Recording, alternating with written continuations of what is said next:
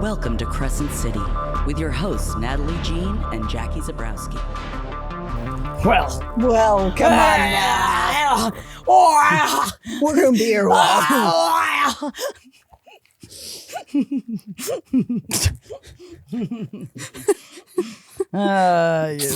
It's everybody's got a bit. Trying to shove these pants down. Don't mind me. I'm sorry, Natalie. I don't know if I can do this episode with you today because you are sexually menacing me with your mid-calves. Yeah, I did. I put a lot of work into this costume. I should look at them. She's my sister-in-law. And the same thing, the same curse that I had as a child, still today. Pants too short, shin showing. Gonna be asked, where's the flood? Where's the flood? And then you forgot the rest of your pants. Fast forward to Zoomer generation. Oh, it's cool now that you don't have long enough pants. Oh, finally they make long enough pants for me. And oh, now you're a loser. You're a loser if your pants fit your ankle. That's actually how I wake up Natalie every day. That's her alarm. I just go, you're a loser, Natalie. You're a loser, Natalie. You're a loser, Natalie. As if I needed a reminder. Natalie, I would never. I'm sorry. I'm too busy saying, you're a goddess, Natalie. You're a goddess, Natalie. And is that what you want your alarm clock to sound like? Yeah, kind of. I can record it for you. I mean, I have been genuinely thinking about going back in time and making my ringtone Hot-Blooded again by Foreigner because it was Hot-Blooded for many, many years. Oh. And it would always start with Hot-Blooded, pregnancy. And I loved it. But back then, you couldn't make the song long enough, you know? So then it would just go, I got a fever over 103. Hot-blooded, pregnancy. And so it was just that. I feel hot-blooded. I'm wearing about 6 layers currently, literally. Mm-hmm. And I am already sweating. Mm-hmm. Yeah. I'm already sweating up. We're sweating, and my hair, Natalie couldn't even see where the end of my hair went. It's almost like my legs are the bottom of a waterfall. Everybody's always saying that. You know why? Wet to the touch. Your legs are the bottom of a waterfall. Keep pissing myself. And I just can't stop it. And I just let it go, baby. You know? I like a waterfall. I don't know if I like a yellow waterfall. But well, you can't just, I'm sorry, we can't all have algae reflecting pools, okay? Sometimes we have to have a little bit of a yellow dribbling on down. Don't go them chasing thighs. algae pools, I'll tell you that much. Ugh, please you'll stick get to the ponds and the swamps that you're used to. Yeah. Yeah.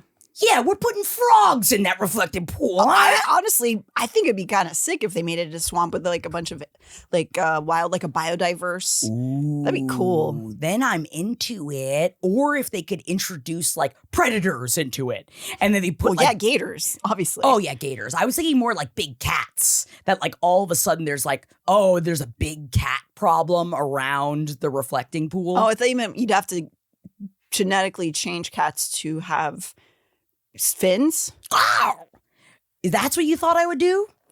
I mean, honestly, a cat would look sexier with fins. Yeah, I always think about how could I make these cats hotter? You know? How could I make these cats more sexually attractive? Tails ain't erect enough. It needs a dorsal fin. I mean, if there's one way to make them hard, put a fin on it. It is hard, physically hard. The penis of a cat? Corkscrew, right? A dorsal fin. Oh, dorsal fin. Cats don't have corkscrews. That's a duck. Oh, it's a duck. You know, honestly, isn't it nice that I confuse them? I'm a little worried. Do we need to give you that Alzheimer's test? This is going to be the new top of every episode. We got to start off by giving Jackie the Alzheimer's test just to make sure where she's at. Bird, fish, man. Good. Tiger. All good things, right? Yeah, you're supposed to rate them. Which things are you supposed to have sex with? Oh, well, if you have a big cat problem, you might want to put the tiger in S tier so that you can bang it till it's happy and then it doesn't attack you. I just noticed. What'd you notice? I was resting my hand on your breast. Yeah. And I did not intentionally do that. I just was there. Don't you do that all the time just with your breasts? My hands gravitate towards my breasts all the time. I try not to on camera unless I'm getting paid for it. Look at this resting place that But we're looking at. The breastplate is very hard on this. And Whoa. Is it a dorsal fin? it's technically leather, which I don't love, but I've used this thing so many you're times. a cow killer, huh? Well, I Interesting, don't. the vegetarian wearing leather. My rule of thumb generally is if it's second, If it's third, big, put it back. if it's second, third, fourth hand, I'll sometimes buy it. And I've used this thing so How many many thumbs costumes. do you have? The second, third, fourth hand. No, I know you're really good. You're much better. You're ethically much better than I will ever be. Oh, whatever. You know, we're all fun. We try our best. We all try our best. You offer me a PJ, I'll get on it. Honestly, Natalie, throwing this out there, if we needed one more reason to lust for Conan O'Brien, it is this. He just recently said he doesn't fly private. He only flies commercial because he's like, I like interacting with people. I want to travel the way people travel. Right. He's like, I like being a part of it. And he's like, don't get me wrong. Somebody invites me somewhere and they're already going to be on a PJ. I will use it. He's like, but I really wanted to show my children that celebrity and money is not above you being around human beings. And that is something that, man, sploosh. Could we sploosh any harder for this man? I mean, as far as I know, he is loyal to his wife, but if he ever wants to cheat, look at us. Conan. I know that we're the kind of gals you'd be coming after. Come on, shake them, Natalie, shake them hard breasts. They shake don't them. move. Well, maybe that's what he's into. We don't know what he's into. Conan. Oink, oink. Speaking of Alzheimer's tests. Oh, God. Are we about to get sad? No, it's cute. Good. Like, Alzheimer's always known for being cute. No, this is the test part. Oh, the test part. Henry is reading Nightmares and Dreamscapes, which is I remember series of Nightmares and yeah. Dreamscapes. Old Stephen King short story collection, wonderful. Neither of us had read it in years and years, and so he's just like, I'm going to pop this on at night to read. Opens the book. There is a Jackie Zabrowski homework paper in the middle of it. When I was reading Nightmares and Dreamscapes? I guess. It looks like it could be middle school. That sounds about right. It's you trying to name the correct Egyptian gods and goddesses by picture. Oh, God. How great did I do with great. it? You only got one wrong. I was really into the whole Egyptian mythology section of Gifted. I remember we learned that in Gifted. Ah, that's the smart. Yeah, that's where the smarts went for us to go learn other things. And you got a pretty good mark on it. It was just one wrong. Oh my God, thank you so much for bringing this up. Yeah. And honestly, it was way better to learn about that in Gifted than the one time we spent a whole year learning about some whale. And it was like, we got to watch this documentary on this whale. And it was all about this whale. Was it the Voyage of the Mimi? Oh my God, it was the Voyage of the Mimi. Oh my God, it was the Voyage of the Mimi. Did you also watch that? Yeah. You weren't even gifted. How I were you know. allowed to? I bet you didn't even get it. You were like, what's a whale? I probably What didn't. happens with it? You're the one that remembered the name of it. I don't remember the Voyage of the Mimi. How many of you out there, God, if you were a 90s child and millennial child, had the Voyage of the Mimi? Adam? Did you have Voyage of... Oh, no. We got 2 out of 3 in the room. 2 out of 3? It ain't bad, man. Now, I am looking at this shit. I'm looking up even just the still of the front of the Voyage of the Mimi. I'm telling you, it's sending me back to Gifted. And that was at the time period when I didn't want to be in Gifted because I wanted to be like the other girls. Sure. I was like, please let me be like the other girls because we had just moved to Florida. I was like, don't make me be different, please, God. Instead, they made me skip a grade and then go into Gifted. And I was just like, no, no one will ever be my friend. All of the girls who are not like the other girls don't want to be different. I know. So that's kind of what happens. No, I'm sorry. I'm just being like a Nesta. I know you're being a little bit of a Nesta, but you're not Nesta today. No, not with how long my hair is. Those people, let's go on the Voyage of the Kiki and talk about House of Flame and Shadow. Okay. We're at chapter 24. And Can I also, real quick, before we jump in, we haven't talked about the fact that we, over the weekend, went to the summer fantasy soiree. And I do want to throw it out there. Love for anyone that is right here with us in Crescent City 3, because so many people said, I want to listen, but I hate Crescent City 3. And we're like, but join us here where we remind you of the important parts of Crescent City 3 while also recognizing that Ithan is so annoying. Yeah, I like Crescent City. I'm an apologist for it. I think it's fun. I'm and glad enjoyable. that this dynamic works out well for us. But yes, I wish we got less of Ithan. I wonder if we took the Ithan sections out, if it would be more enjoyable. Probably, but also I understand. I know the reasons why Ithan is there to forward the story. I understand. I get it. I imagine we're going to Obviously, I wasn't gifted, so. Yeah, you get this. That whale taught you all about this. And the whale is the teacher, right? Was that how that went? Yeah, See, I don't remember it. They went to the whale, and the whale was the one teaching them everything, and they just kept being like, "All right, we'll eat more plankton." And then it was just a bunch of kids getting fat on plankton. You didn't even think you could. We're trying to make our teeth more like the stretchy thing that they have. I mean, we're gonna find out a lot more whenever we read Whalefall.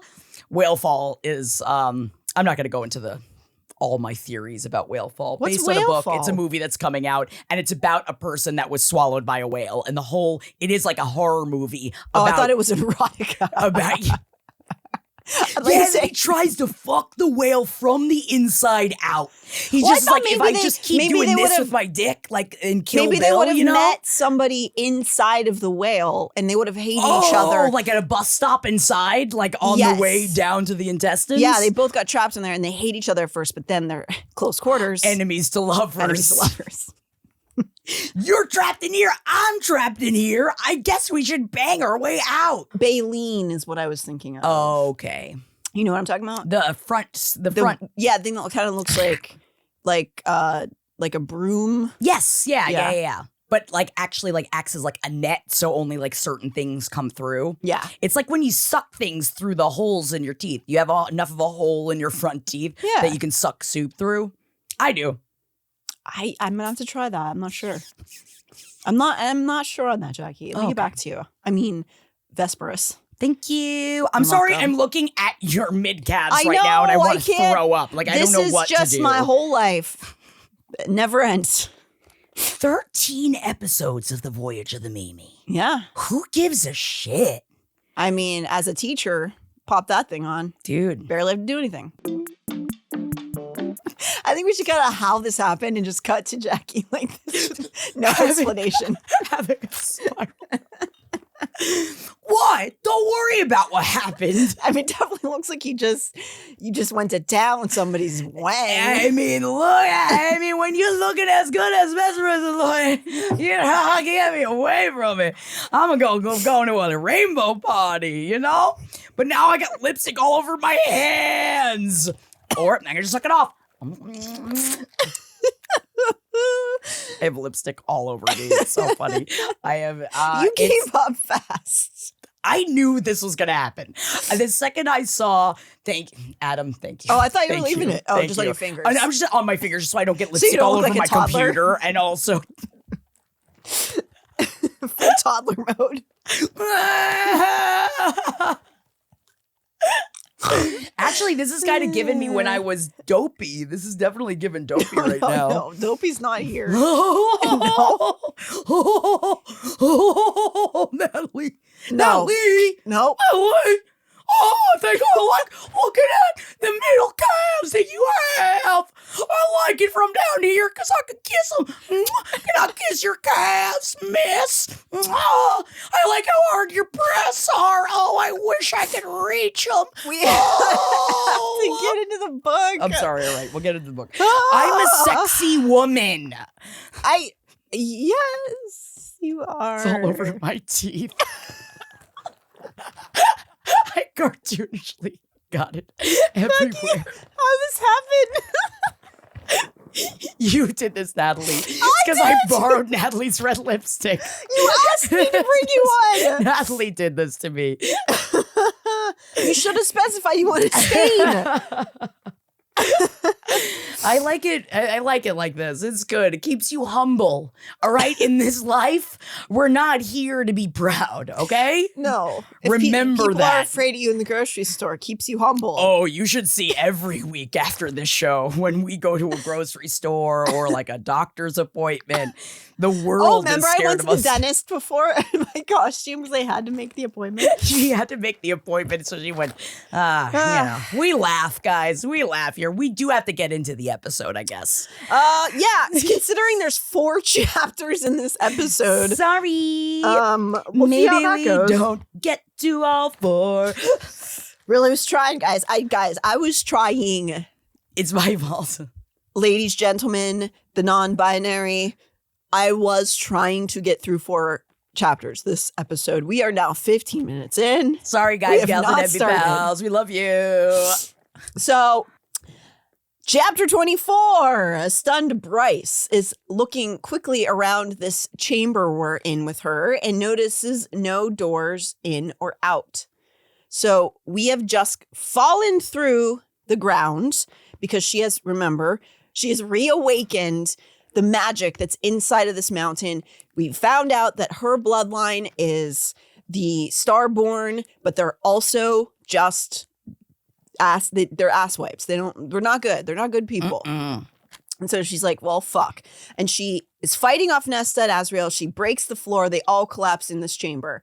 Dread rushes through her when she sees this preserved corpse isn't a corpse. Corpse, not a corpse. Because there is a sarcophagus. Sarcophagi? No, that's 2. Sarcophagus. I mean, I am the one with all the Egyptian mythology knowledge. Yeah, could you? Sarcophagus.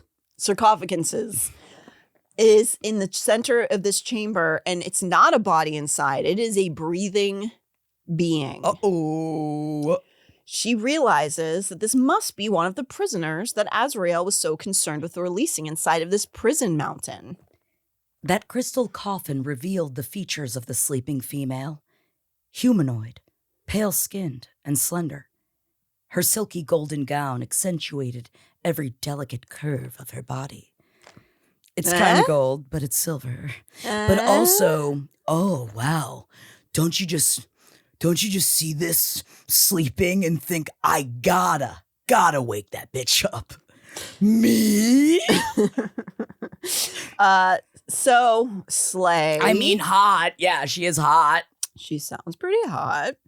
She was. I mean, honestly, if you're in a sarcophagus, your makeup is gonna get screwed up. I mean, to be fair, as we learn about who this is, maybe she got kissed into being tricked into that sarcophagus. She got kissed in. She's like hooking up, and then she's like, wait a second, and then they put a lid on. Oh, man. I mean, honestly, if there was a way To trick you? to trick me, to ensnare me into To something. kiss you into a corner. Yeah, and then all of a sudden, I'm in a sarcophagus. So she observes that this creature might resemble a human, but its skin is so unnaturally white that it glows like the moon. I figured my just regular skin was fine for this because you should see me in a bathing suit. People go, and not because, I look bad at it. No, I look fucking great. The problem is my legs glow because I'm so pale. I am the palest woman to ever exist. Again, ouch. You can't say that as you sit next to me in a podcast. I mean, I am studio. looking at your I know. calves right now. That's you. What am I? A freak. I'm a freak of nature. Yeah. So she looks like she's wearing makeup. Also, very subtle. smear? It was subtle. It's a fresh look. It's the clean girl aesthetic. Thank you. She notes, though, in her thoughts that the lipstick she wears, Danica would have called blowjob red. Obviously. You're welcome. Obviously. Which I thought was a very nice touch in the writing in like the way that grief works, where the person kind of shows up at very random moments in your times. thoughts. Azriel asks from behind her what she's done, as in Bryce, and she assumes that he's like asking because he is referring to accidentally opening one of the cells. She looks at him and sees a face full of fear and rage. She thinks distantly how he must also be Starborn because the dagger he calls Truth Teller sings in his hand while his other grips the Starsword. So he's holding both of their weapons. She's like, I must have opened one of these prisoner cells up. He's upset about it. And then the creature in the coffin opens her eyes. And she says, bring me a coffee, bitch. She probably would need a pick-me-up. Can you imagine? Oh, my God. Yeah. She wants a little key bump to get going. Just a little bit. Come on. Especially, no, please don't do that. No, don't do that. If you're in the tunnel, I feel like it's a bump from the days of yore. So I feel like you don't have to worry about it. No, yeah, you don't need a test strip for that. So the don't do drugs, by the way. We don't do them. I'm just kidding. Come on. We haven't done that variety of drug in many a year. Not that variety. Smoke weed every day. Well, yeah, that's different. No. She doesn't need weed, though. She's been asleep for thousands of years. Yeah. Although, I mean, I'm not going to say no to it. Like, if you're going to hand me a hog's leg, I'm going to light it up. Yeah, how are you going to get up, though? You think it's going to help? Yeah, I mean, sometimes it does. Like, especially like a wake and bake sometimes really gives you quite an, like a zeal for the day. It's never hit me the same as it does for you and Henry. I know. I try. You and Jeff, we're so sad for you both. I am sad for me. I would love to just, instead of having a glass of wine, be able to like smoke a little or have an edible and have the same reaction. But everybody's always like, you got to try the purple grit strain of Slagias from Oregon. Oh my God, you really listen to us, don't you? It will change your life, man. And it just doesn't. No, we stopped trying to get you to smoke weed a long I wish time that it ago, did, though. though. I want it to. I don't want to be not like the other girls. I know. I really don't. I don't know. Looking at you, I think you're fine with being not like the other girls. I feel like I would fit in with a lot of people. I'm gender fluid right now. I mean, yeah, you're giving it all. I yassified. Who am I? Harpy. You can't be serious. Yeah, I am serious. Short hair. Jackie. Azriel? Yes! Oh, I didn't realize because you had the breasts. Well, I'm yassified. Oh, you're just yassified. See, I didn't know. Yassified. Yasssriel. Yes. Aha. See, I Wow. thought that you were trying to be like a different one that was. I honestly, you know what really threw me off? It's the calves. I know. I don't wasted think- my entire morning. I think that Azriel, like, can you imagine if we could see his calves? Well, they'd be very thick and hairy. Yeah, and I'd just be like, Yeah, they wouldn't be these little sad pins. No, what are you talking about? Your legs are scary too. I am scared of them because honestly, Thanks. Natalie, I know you could like that you could like break my neck with your legs. Ah. That was you breaking my neck with your legs. Jeez. I mean, don't give me a reason, but Whoa! I wasn't gonna. So the creature opens her eyes and they are glowing blue. James? That's on Jackie, not me. Too shocked and frightened to move, Bryce only stares at the creature, locks eyes with her, and begins to move within the sheer quartz. So she's trying to get out. She locks eyes with Bryce and is like, hello. Bitch. Oh, you come to see me? This creature has a menacing smile on its face, so it is not afraid. It's trying to basically demand to be let out. She starts to speak. She calls Bryce, quote, slave, and demands she be released from this coffin. Oops. Oh, okay. So it's like that. Yeah. Not great bedside manner if you want to get out of the coffin. Yeah, but that's her trauma. Oh, that's her trauma. Think about my trauma and look at my lip. Obviously, I need a mirror so that I can redo this. I do feel like that's something that probably would, I'm regretting bringing this up already, that you, if you watch Love Island, because like Jackie, I feel like that's something somebody on that show would say, that they call people slaves because of their trauma. And be like, that's just like my thing. That's just like what I do. Because of their trauma. Nesta cries out to Bryce, and Bryce tells her that it was an accident, that she didn't mean to open this cell, because Nesta's like, why did you do this? What's wrong with you? But we learn this is not a prison cell inside of this prison. Realization shoots through Bryce, and as Azriel asks her if she knew that this coffin was down here, she tells them no, while realizing that this coffin is more likely a cage. Vesperus is in a cage. Yep. This creature continues to bang on the lid, scratching on it, demanding to be released. Bryce refuses, and the being sniffs at her and calls her a mongrel. Okay. No wonder I dressed up as her. I mean, no wonder you got clothes in a coffin with that kind of language. Yeah. I guess somebody doesn't want out, though, if that's how you're going to talk. She claws and claws at the lid of the prison with her long nails, telling them that she is their master. Seems like you're a bitch stuck in a coffin more than anything. Yasssriel didn't move. The caged female hissed. Kneel, soldier. Make the tithe so I may regain my strength and leave this cage. I like Yasssriel. Good job. Thank you. Then, James, you can throw a voice alter on thing, like it's an Evil Dead, like the Evil Dead one where it sounds like a bunch of voices. Oh my God, Evil Dead Burn is coming out soon. Oh yeah, no, I'm down. I really liked the last Evil Dead. Me too. I'm up for this one. I saw the trailer. They put so much brutal stuff in the trailer. I'm like, are you giving away all of it, or is this just a nonstop brutal fest? I think it is. I still think that the last one is less horrifying than the Evil Dead remake of 2013 or whatever. That one is hard to watch because it is sort of an allegory for like recovering from heroin. And the one with the mom is more fun, in my opinion. Yes. Sorry. We're doing movie talk now. Movie talk.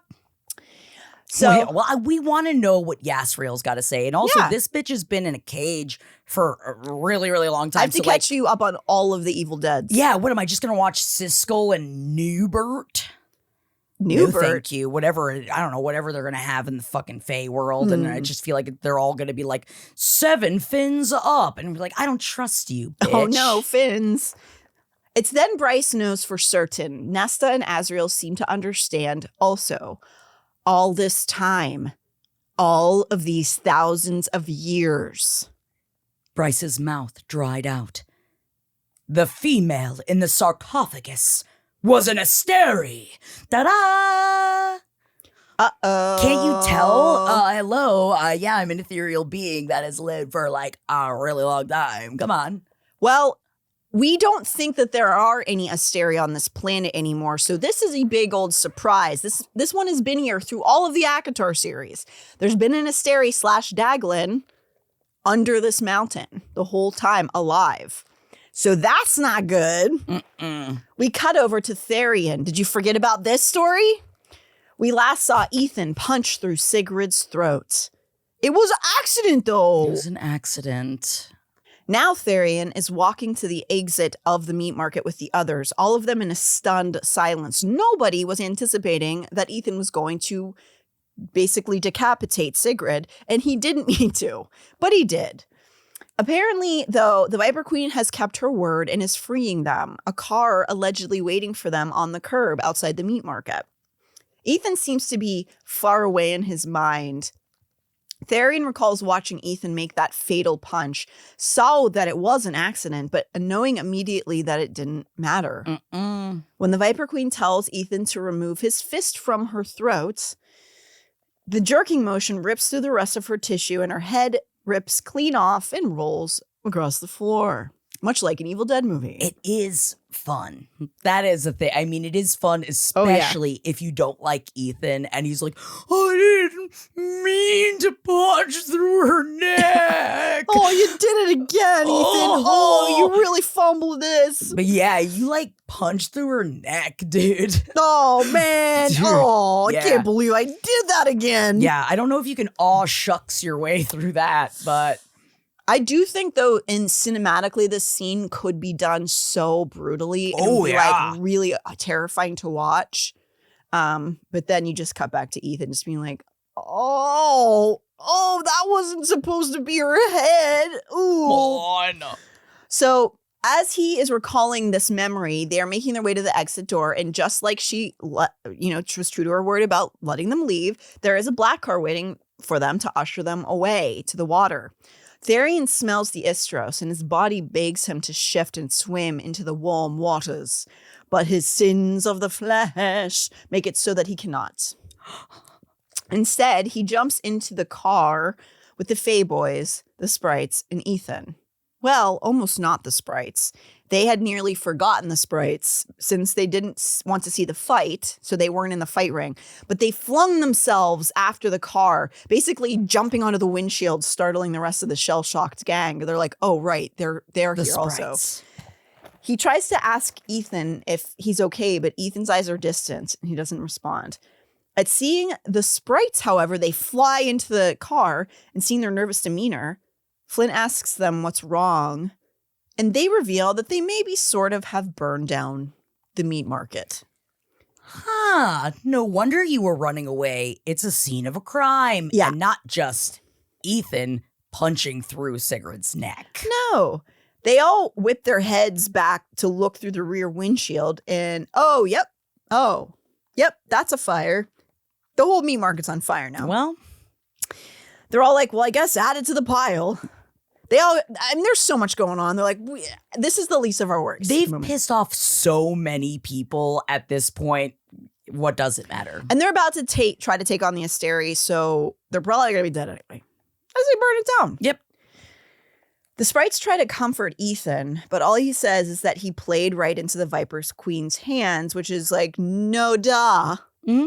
It's sort of like, I can't believe that these guys led us into this war and are stealing all of our stuff. It's so weird. There was literally no way to know that. Maybe don't make deals with evil people. Like, it's just like, Ithan, leave the deals to other people. And Therian, you know what? Also Therian. You leave know, the deals to other people. Ithan would get a podcast mic immediately. In this world. Oh, he would have been dealing with and bringing up Connor all the time. Yeah. And you're just like, I know, bud. Yeah, you got to process. Oh, you're bringing it to the microphone, huh? Yeah. Oh, yes. Oh, yes. Therian just looks ahead towards the road that's leading them to the awaiting ship and whatever fresh hell the next day brings. Back to Bryce, who is realizing that, yes, in fact, that this is the Asteri being who was shown in Silene's memory. So as Silene was retelling this whole story about her mother, this is the Asteri that was being shown through that vision. The exact one. This is Theia's former master. And she might not have gotten the memo that all of the stuff has happened. Yeah, I've been asleep. So if I could get a quick review, if you could send me a YouTube vid, that'd be awesome. Just sort of like a recapper. I'll get you addicted to ChatGPT right away. Oh, the Asteri are they must be who created ChatGPT. Oh yeah, I feel like that's part of you know how they're taking it and all the robots are learning how to do all of our jobs. I feel like every time you it's like giving them the kernel of magic, and I do feel that all of this really is. Oh my God. Are the Asteri, are they the ones running yeah, there's Sam all Altman of this? And Elon, absolutely. Yeah. Wow. Can we get a couple of Sargoonses out there? Can we send them some their way? Some Gargoonses? Just some sarcophaguses, and we'll put them in there, and then we can someone else can deal with them in a different century. You just gotta you gotta sprinkle some ketamine in there. Make it like a little trail leading up to it. Oh, yeah. So, yeah, they having called Azriel a foot soldier in the last scene, demanding he bow to her. This Asteri, this line is quite jarring. The Asteri's blue eyes lowered to the dagger. You dare draw a weapon before me against those who crafted you, soldier, from night and pain. James, I need a filter. Thank you. So that's an interesting line, saying that she crafted Azriel. I'm sorry, have we... That's new lore, right? We haven't learned potentially the Illyrians were crafted by the Asteri. What? I'm pretty sure we haven't learned that, right? That doesn't sound familiar to me. No. So that's sort of just something to throw in there. I assume that they made the Ator, but pretty Azriel like this?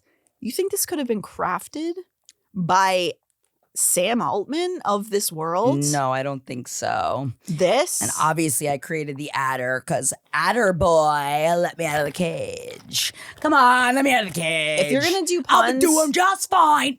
If you're doing puns, you're not getting out. I'm just going to throw that out there. Natalie. I'm sorry. Yasssriel. No. All right. If you sing it, then I have to listen to it. The Dagsteri is not caught up because she asks if Azriel is here doing the work of Fionn or that, quote, traitor Annelius. So she still thinks it's 15,000 years ago. But I think in the Asteri mind, that's probably not very long anyway. And so she thinks we're still kind of just the, you know, the war going on. So she thinks Fionn's still around. The words must have meant something to Azriel. The warrior let out a small noise of shock. And he's reacting to the term Annelius. And this is a deep cut from Akatar. This is Illyrian lore that we learn in Akawar and A Court of Silver Flames. Annelius is the Illyrian who fought off the enemy hordes at the Pass of Annelius, which we see when Nesta is there by drawing the line with the sword. That's not a spoiler. That's just, if you read the books, it's that. It's the place. Yes. Which is, this is also seems to be where the portal was for the Fae to enter Midgard, okay? Okay. So this is all the same place, which is the mountain where the Illyrians worship. Right. Nesta begins to lean into Asteri. Ramiel, right? Ramiel, yeah. Nesta begins to lean into the Asteri's understanding of time, telling her that, yes, we did come from Fionn to finish you off. Bryce grins with malice and tells the Asteri that Fionn actually, yes, sent them, but Theia sent her. Whoa. Referring to Bryce. The Asteri rages and tells them that bitch will pay. Because it's very clear at this point, everybody's caught up with the fact that Theia trapped this Asteri, her master, in this coffin. Man, thank God they just found out all that lore, or else this would have been quite a predicament, huh? Yeah, the lore breakdown with the villains and stories, it just people never really give up on that. No. You just always do it. I guess I think that, like, if you're run on evil the way we run on caffeine, like, I do feel that, like, you're drinking your cuppa every day and you're always filling up and you always want to, like, I think it's beautiful because you want to reinvent what evil is over the centuries. Yeah. And not just, you don't want it to be the same evil every time. Yeah, and if you have those, like, anti-personality traits and those sort of, like, I hate using the term narcissist because it gets thrown around, but I would say a lot of villains are, and you get that, like, it makes sense for them to talk about their plans because they want to basically, like, be, like, revered in that way. Like, can you believe how smart I am? Yeah, and we have to manifest too. Evil has to manifest as well, absolutely. Natalie. Absolutely it does. And then fester. So the creature seems to be waking up and kind of her memories are coming back and she remembers, Are you calling me a creature, bitch? I mean, yes. Okay. Just making sure. Just checking. Great. Theia, she remembers, oh yes, Theia put me here. She tricked me and left me to starve while she rejoiced above my body. As she waxes poetic at them, Bryce mutters to Azriel to give her the Starsword. So, as you're going on, blah, blah, blah. Oh, yes, here's my story. Monologuing. This is why you can't evil monologue off the jump. You got to wait because she's literally, it's like, she's making plans She's making plans right there. And I'm just like, I've got things to say. And we're like, wow, yes, okay. Give me the fucking sword. But that's why I could never be evil, Natalie. I love to hear myself talk. And I would just be pontificating about how smart I am. It seems like every villain does. Thank God. So she's trying to get Azriel to give her the Starsword. If it killed the Reapers, as we've learned, maybe it could do some damage here. Azriel refuses. Bryce wonders, because he's got issues with being in charge as a male. Mm-hmm. Bryce wonders why Theia kept this horrible secret from her daughters. That is to say, it doesn't seem like Silene knew that this Asteri was still alive under the cave. It seems like she didn't reveal this to her daughters. Wow, it's like disclosure day. Yeah. She then realizes, though, she did warn them because always with the Fae, always with the riddles. Et in Avalen ego was etched into the walls of the cave as she was making her way down those tunnels. And that translates to even in Avalen.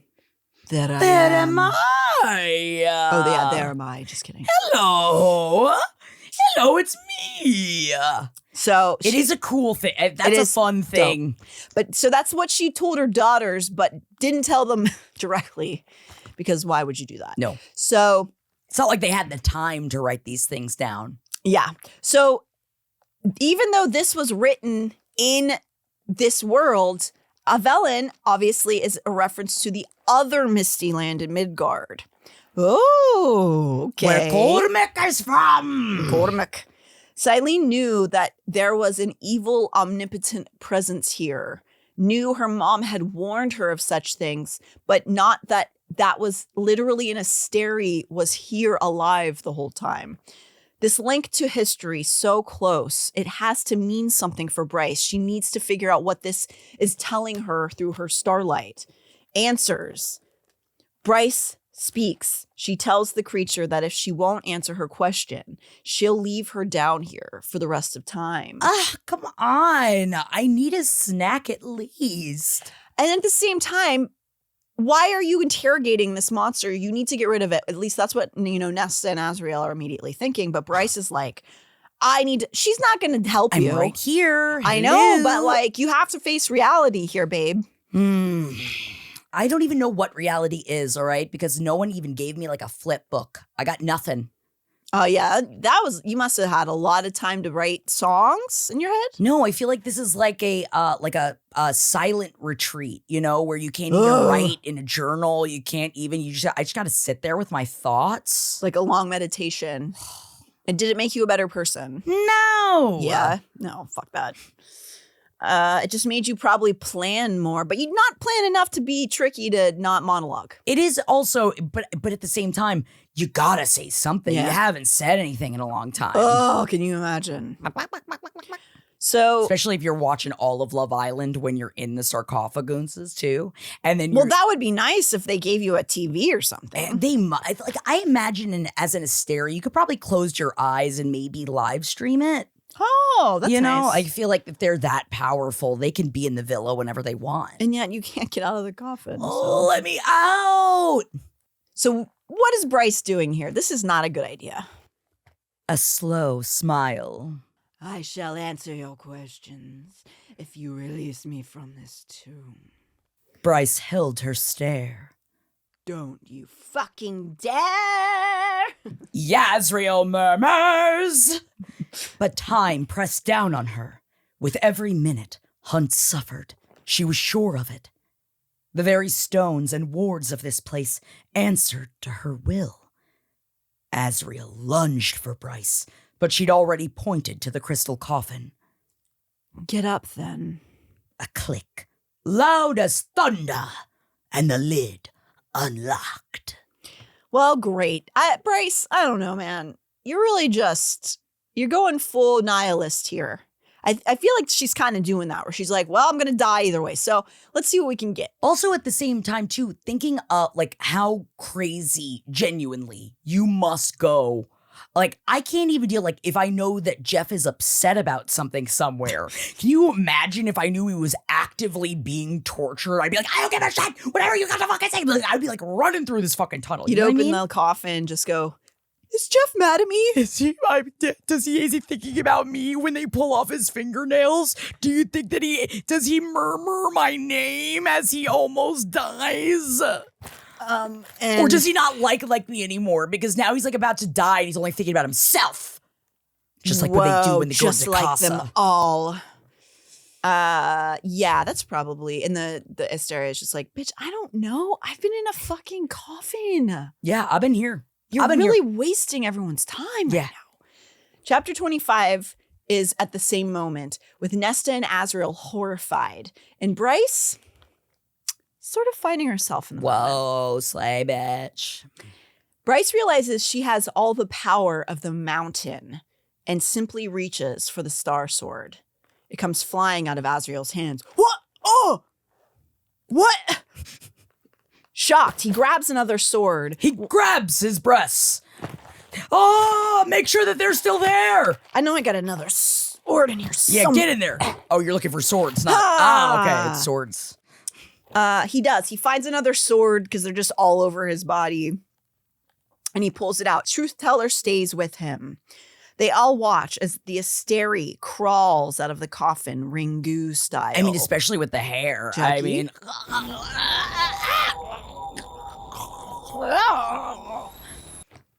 She didn't get up from the chair, but did you want me to get up from the chair? I believed it in my mind.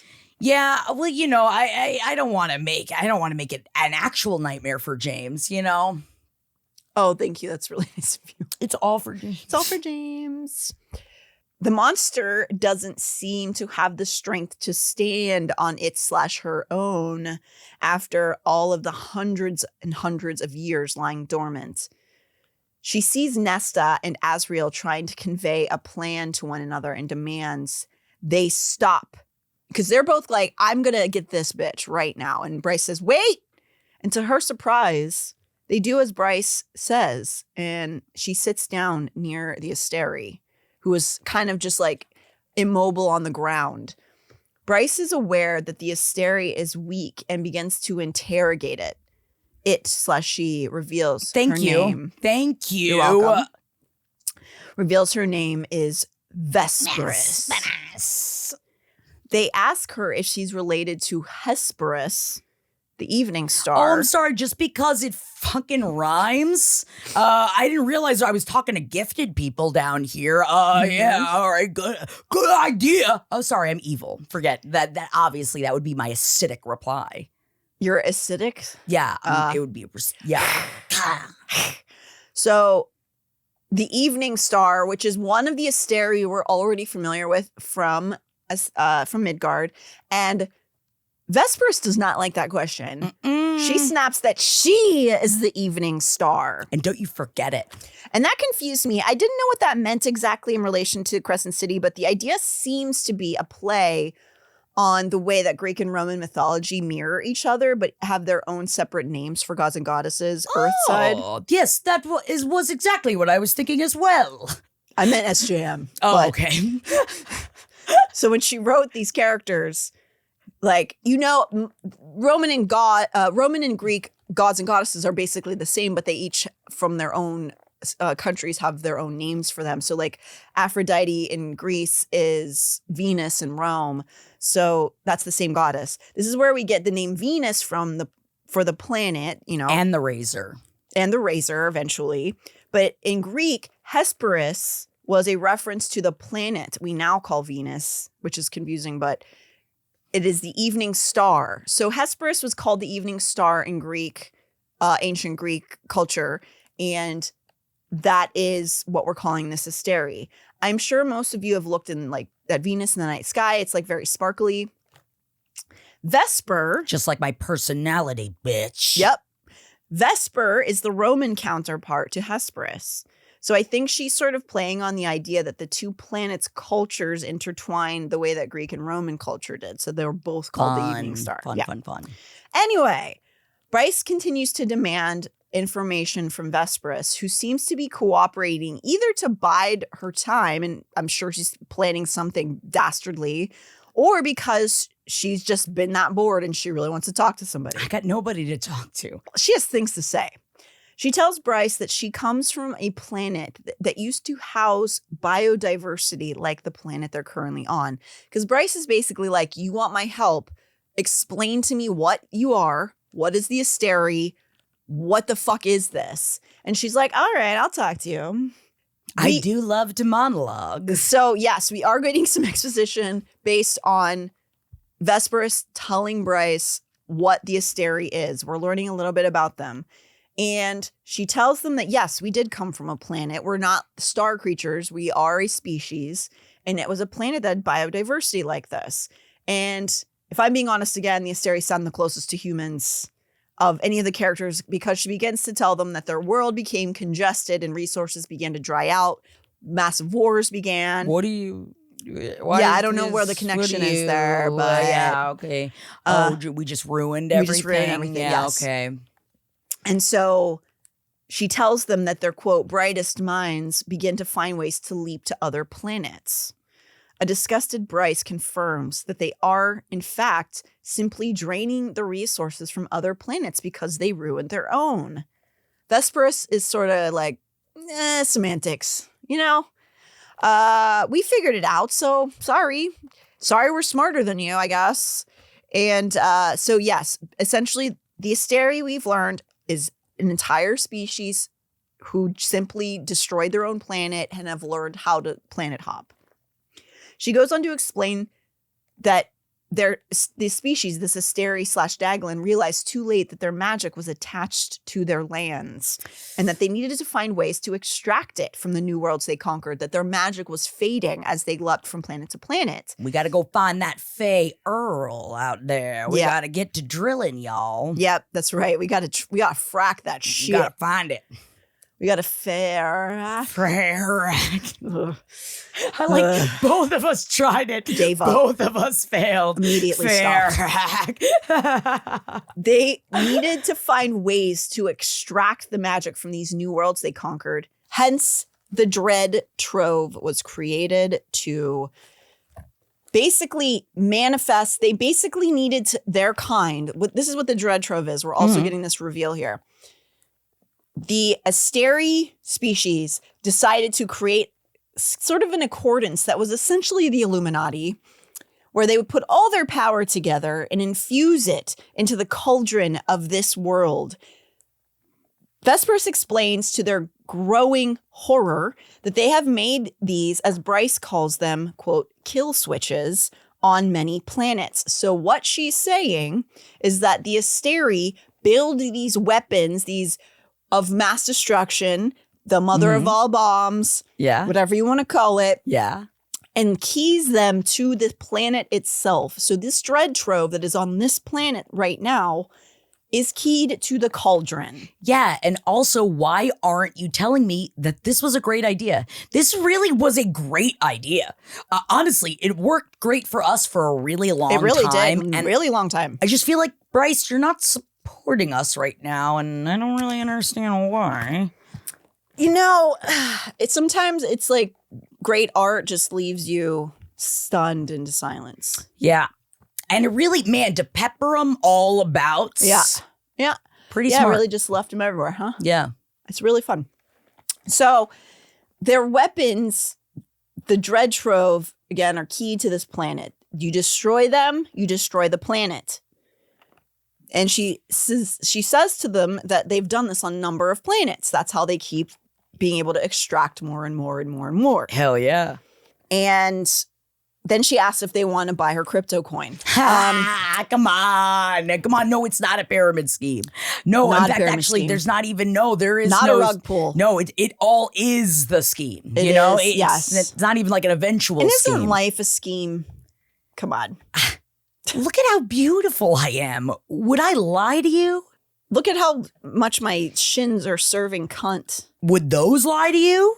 Those cunty little calves. I'm sorry I called your calves cunty. I called them cunty. Okay. Bryce asks if she knows Rigelis because she's still interrogating her. And while this Asteri acknowledges that she does in fact know Rigelis, she refuses to reveal how to kill him or any one of their kind, which obviously, like, Bryce, what do you think you're going to gain out of this? Did you see how long my hair is? That's where all the secrets lie. Yes, never cut it, Samson. I'm Samsina. What's that mean? Samson was the one that cut the hair, something Bible, cutting the hair, and then the power was in the hair. It's one of the few things I know about the Bible, something, and I only know it because of the Regina Spektor song. So that goes to show how I learn my biblical facts. I mean, that's how most people, even people who go to church, learn their biblical facts. I didn't even know. Amber's always like, she grew up in fundamentalist Baptist religion, and she said, as a lady, they explicitly told me not to read the Bible, to just listen to the pastor, and the pastor will tell you what the Bible says. So Honestly, thanks. good plans. It's kind of nice. It's like receiving a cliff note, you know? Yeah. Cliff note that's always just like, you need to have sex with me. Because of the Bible. And go, la, la, la, okay. Okay. So Bryce bitterly asks why Theia would have left her alive. And as Vesperus explains, Bryce realizes that, oh, this Asteri has lost her shit. Lolly, I'm just a girl. Lolly, let me out of my cage. Oh, that was kind of cute. See, I'm fine. Don't like put me in another Jack in the Box, all right? I'm not a clown. I am a creature and I am very powerful. But yeah, no matter how powerful you are, if you get put into a cage for many centuries, it's gonna make you a little bit Looney Tunes. Yeah, despite all your rage. Yep. I'm just a bitch in a cage. You really are. And so she is gone quite mad throughout the years. She tells them, because Bryce asked why she thinks Theia would have left her alive. She tells them that she had trained Theia to be cruel and sadistic in so many words. That she raised her as her servant, and as such, she believes Theia kept her alive down here as a form of torment and a sort of keepsake, like a serial killer. Good idea. As somebody that comes up with a lot of bad ideas, that's a good idea. But at the same time, you create a monster. The monster turns on you eventually, which is what happened. Vesperus remembers Theia watching her from time to time as she lay immobile in the casket. And it's like, yeesh, that's a little creepy, even for a lady stuck in a casket.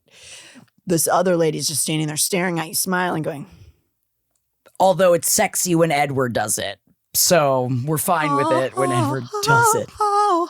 Just staring, watching her sleep. So the three of them contemplate in silence about this horrible news they've learned until Vesperus asks them, if it's so bad to take a little drop of that power and rule over the lands. Bryce does consider this for a moment. Is it that bad? And it's something that a lot of authoritarian people try to present with you, being like, listen, I'll take care of you. I'm the daddy. And I'm here to help you. I'm your friend. We're going to make everything great again. Don't worry. You should trust this face. Trust me. Trust me. Why won't you just trust me? I'm filled with trust. Have a sample of mine. So Bryce thinks about this for a moment. She considers, well, her life wasn't terrible. There were problems and all of her friends got turned into hamburger meat, but keep thinking this. Yes. Other than that, her life's been okay. Not that bad. No, it's not that bad. But wait a second. Wait, no, don't think any more about it. So many others suffer under the thumb of these parasites. I don't remember any of those existing. And that's what they are. You're a parasite. Ugh. Only take, never give. It's not their planet to lead. They stole these planets. They lie to the people. Bryce points out to her. No, I didn't. No. That's all you have as a defense? No, come on. No. You didn't even know my name before this. Come on. Vesperus tries to rationalize Bryce's points with some alpha male talking points, like, let's the force, and you gotta be the hunter or the hunted. Take it by the horns and you chew on it, and that's how you dominate. Blah, blah, blah. It's always the people who are handed everything that say that shit, by the way. Bryce points out that we're not in a philosophy or ethics debate right now. She wants to know how to undo the parasite in the water on Midgard. She doesn't want to hear Vesperus's excuses for why she should be entitled to manifest destiny, all these planets. Meanwhile, she's like, in the water? Oh, in the water? Yeah. I love this idea. Yeah, exactly. She's just like, oh my God, that is so smart of Rigilus. Wow, the Go water. Off, King. Yes. Yes. So she's delighted by the ingenuity of it. She spits out that, ew, we used to have to get consent Ugh. to get to the magic stores of the creatures of the world they colonized. But now you just put the slavery right into the water they drink. Oh, slay, Good literally. for- yes, good for you. Slavery. Yes. So she asks why she would ever want to help Bryce, and which is fair. Bryce is not presented any sort of incentive for her to give in the information. Bryce concedes that she's not going to give Vesperus any power to rule these lands again. Vesperus is like, no.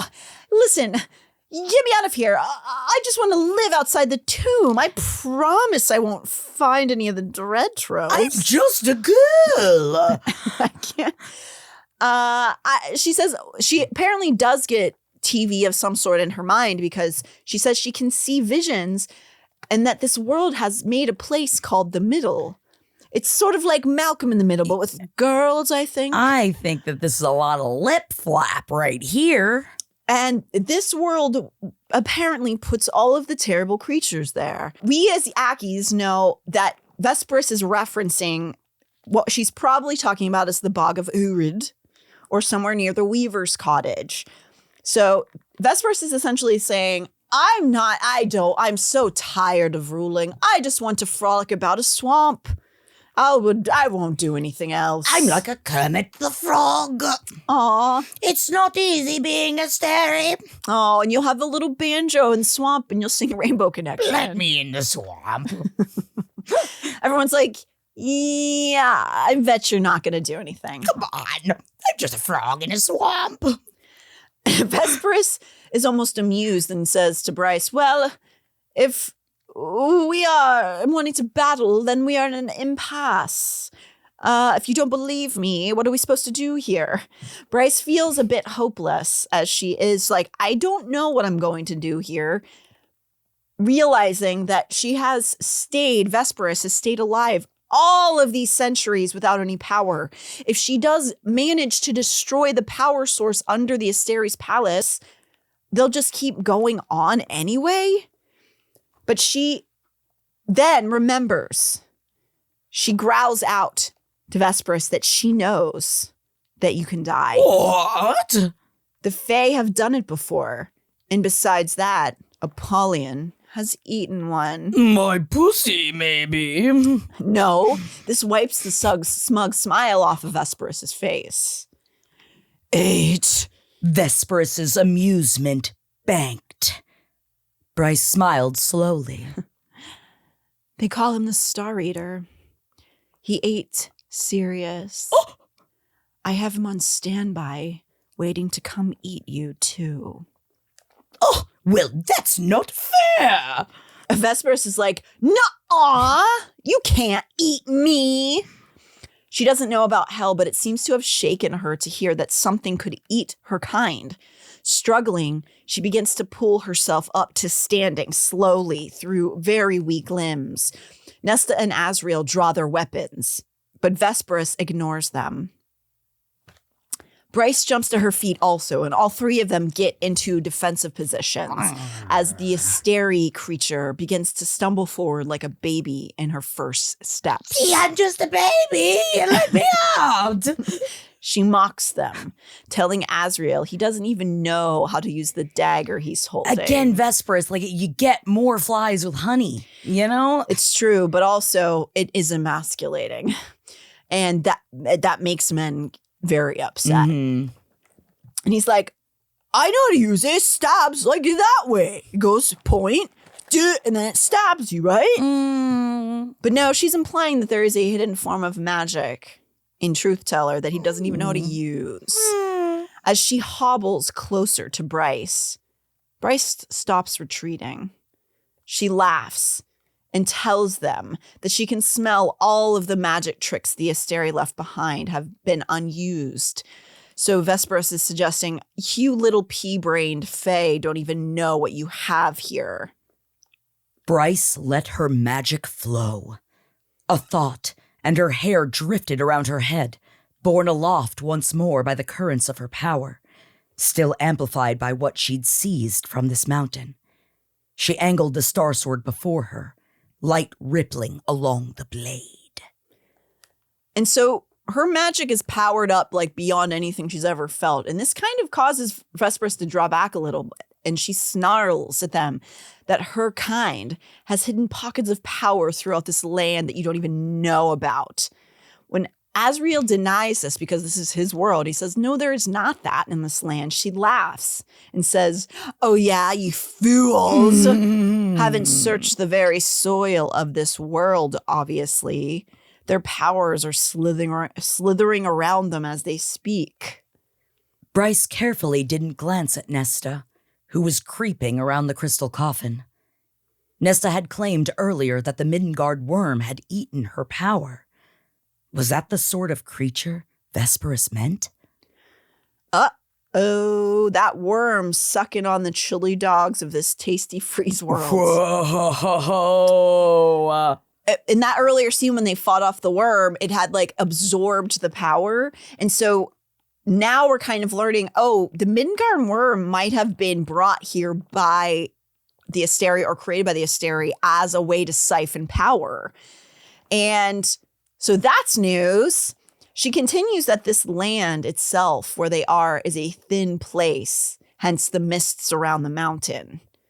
Bryce's thoughts spin, thinking of all the places on Midgard where there are mists, the Northern Rift, the Bone Quarter, Avalon.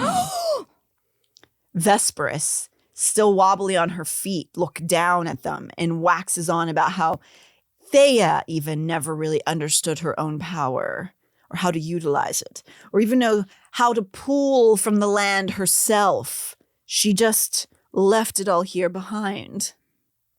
Oh, gods. There was a fucking First Light core here, far beneath their feet. Vesperus smiled. You really should have killed me when you had the chance. First Light shoots up her leg, instantly powering Vesperus up. Light filling the tomb. Vesperus's red mouth opened in joy and triumph, but no sound came out. Only black blood. Interesting. The light dims in that second, and Bryce is stunned to see a blade poking through Vesperus's chest. What? Nesta had maneuvered herself behind Vesperus and shoved Ataraxia through her sternum. Bum, bum, bum. What will happen next? We don't know what's going to happen next because that's the end of the chapter, but it seems things might be going the way of the Fae. But we are not happy, us Asteri. And it doesn't mean that you have gotten rid of us. No, you haven't. Yeah, because you're not technically, we don't know if you're dead or not. No. But you do have blood pooling or something black pooling out of your mouth. Yeah, something's coming out of me and we don't know what it is. Better not drink it. Might be, we don't know what your bodies do. It could be celebration juice. Honestly, that's what I call most of my puke. Thank you. It's my celebration juice. And now, sit back, relax, and enjoy Dudes Grappling with Erotica, starring Ed Larson and Henry Zabrowski. This sucks, Bryce muttered into the phone that night, splayed out on her bed.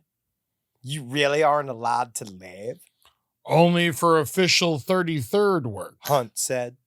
I forget how crappy the barracks are. Your sad little room, with its lack of posters. His laugh rumbled in her ear. I'm funny. I'm going to be extra good, so she'll let me go early. I won't have anybody to watch Beach House hookup with. You sure I can't come over there? Not with Pollux and the Hind here. No fucking way. Bryce toyed with the hem of her shirt. Even if we stayed in your room? Oh. His voice dropped low, getting the gist of what she was suggesting. To do what? She smiled to herself.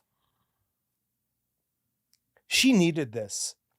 After the insanity of today, she hadn't even dared to tell Hunt what had happened with the Mystics, not over the phone, where anybody could listen in. But the next time she saw him face to face, she'd tell him about everything, including the otter Therian had sent to her 2 hours ago, as promised, with a note that said, Forgive me yet, legs? Shall we kiss and make up? She'd laughed, but sent a note back with the screamingly cute otter, start with kissing my ass, and we'll see how that goes. Another otter had arrived before 10 with a note that said, With pleasure. Shut up. Now Bryce said to Hunt, mood significantly lifted despite the news. Things. His wings rustled in the background. What kind of things? Her toes curled.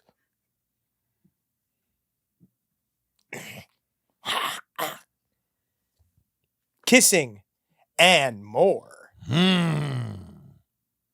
Explain what more means. She bit her lip. Licking. Cool. His laugh was like dark velvet. Where would you like me to lick you, Quinlan? They were doing this. Her blood heated. Syrinx must have scented what was up and took it upon himself to leap off the bed and head into the living room. Bryce swallowed. My breasts? You're gonna lick my breasts. They're delicious. She slickened between her legs like oil and rubbed her legs together like a cricket, nestling further into the pillows. You like to taste them? I like to taste all of you. Yeah. She could barely get her breath down. I like to taste you and touch you. And when I can leave these barracks again, I'm going to fly in a straight line to wherever you are so I can thoroughly fuck you. Are you touching yourself? A hiss. Yeah? She whimpered, rubbing her thighs together again. Are you? Her hand drifted beneath the waistband of her expandable Carhartt work-in-progress pants. Now I am. Are you wet? Soaking. Gods. Tell me what you're doing. She flushed. She'd never done anything like this. But if she and Hunt couldn't be together, she'd take what she could get. She slid her fingers into her sex, moaning softly. I have a finger inside myself. Fuck. I wish it was yours. Fuck. Oh, was he close then? I'm adding another, she said as she did, and her hips bucked off the bed. It still doesn't feel as good as you. His breathing turned sharp. Open up that nightstand, sweetheart. Frantic, she grabbed a toy from the drawer. She shimmied off her Carhartt work-in-progress expandable pants and her drenched Supreme boxer briefs. Drip. And positioned the vibrator at her entrance. Drip. You're bigger, she said, the phone discarded beside her. Drip. Another primal sound of pure need. Yeah? She pushed the vibrator in, her back arching. Oh, gods, she panted. When we fuck for the first time, Quinlan, do you want it hard or you want a long, smooth ride? Hard, she managed to say. Hard as the dickens. Release gathered through her body like a wave about to break. I want my turn on top. Then I want you behind me, fucking me like an animal. Fuck! Fuck! She shouted, and she heard flesh slapping against flesh in the background. I want you to ride me so hard, I'm screaming. She went on, driving the vibrator in and out, in and out. Anything you want? Anything you want, Bryce, I'll give it to you. And that did it. Not the words, but her name on his tongue. Bryce moaned, deep in her throat, pants coming quick and wild, her core clenching around the vibrator. She pumped in and out, working through her climax just ripping through it, ripping and grunting through it. Hunt groaned again. God. Cursing. Yeah. Fuck, shit. Ha. Whore, cunt. Ha. And then he fell silent. Only their breathing filled the phone.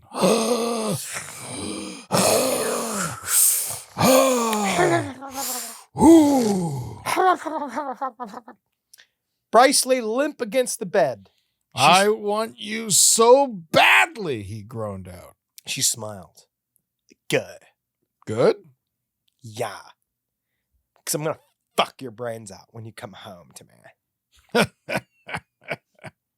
He laughed softly, full of sensual promise.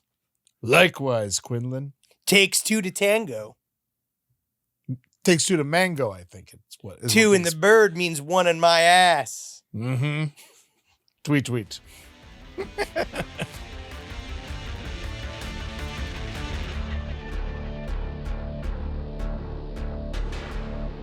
Please read up until chapter 30 for next week.